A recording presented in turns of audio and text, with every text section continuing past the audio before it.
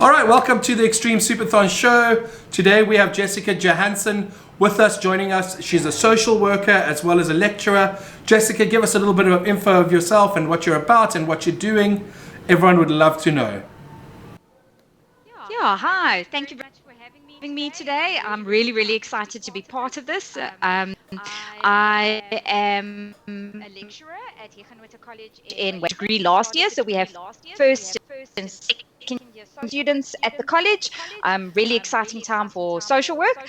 And yeah, my passion is families and child protection and making sure that families are functioning well in society. So yeah, I'm really excited to speak about these issues today. Absolutely. I mean, we know that Women's Day is today, and we're really wanting to showcase what we can do to make women's lives a lot easier.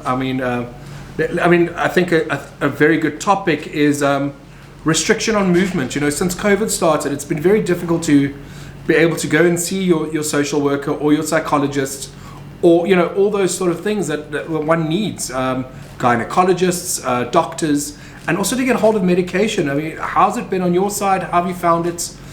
Let us know. I think very big challenge. I think restriction has had a lot of challenges for many South Africans.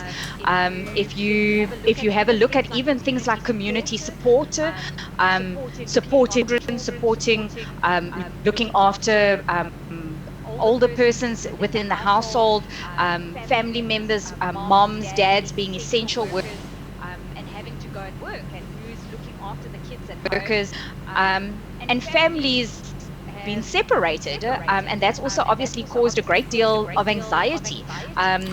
In families, for example, I know of a case where mom is not South African, went to England to things out with visas and that sort of thing, and she hasn't been able to return to her family because she's not South African. So I think that restriction of movement has been a really big thing. You spoke about doctor's appointments.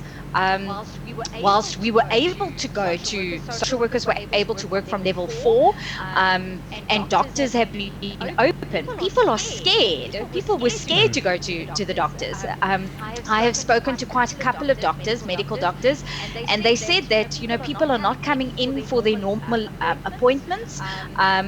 Maybe issues with mental health or physical illnesses, cholesterol, high blood pressure. People are scared to go to the GP in fear of contracting COVID, because that is where they could definitely get it. Yeah, so that has been a very big issue. So it's quite an interesting topic that you said about being locked away from your family.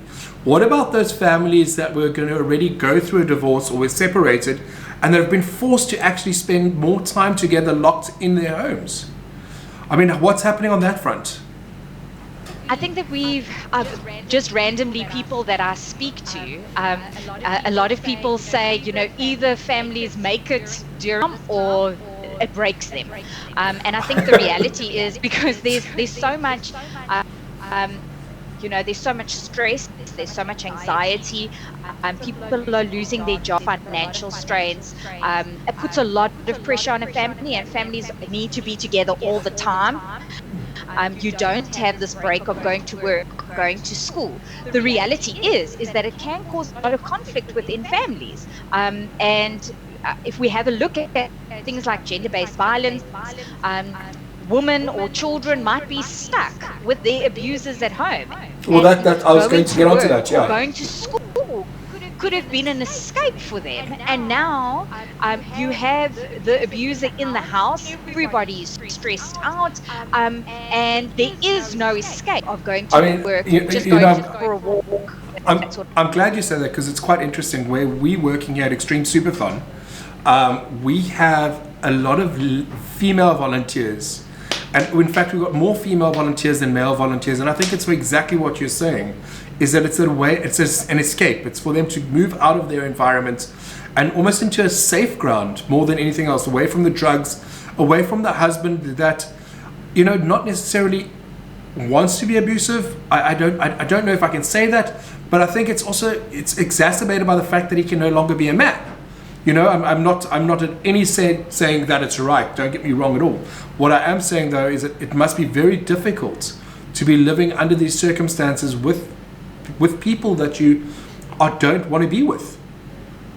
Yeah, I think, Evan, you're saying that they might not want to abuse. I think what's important for us to understand is we aren't born like that, and a lot of the time that our abusers have been through so much trauma themselves, and as a result they become abusive. It's a lot more complex than a man just wanting to beat his children or beat his wife. It's a very complex, and trauma plays a very big role with regards to.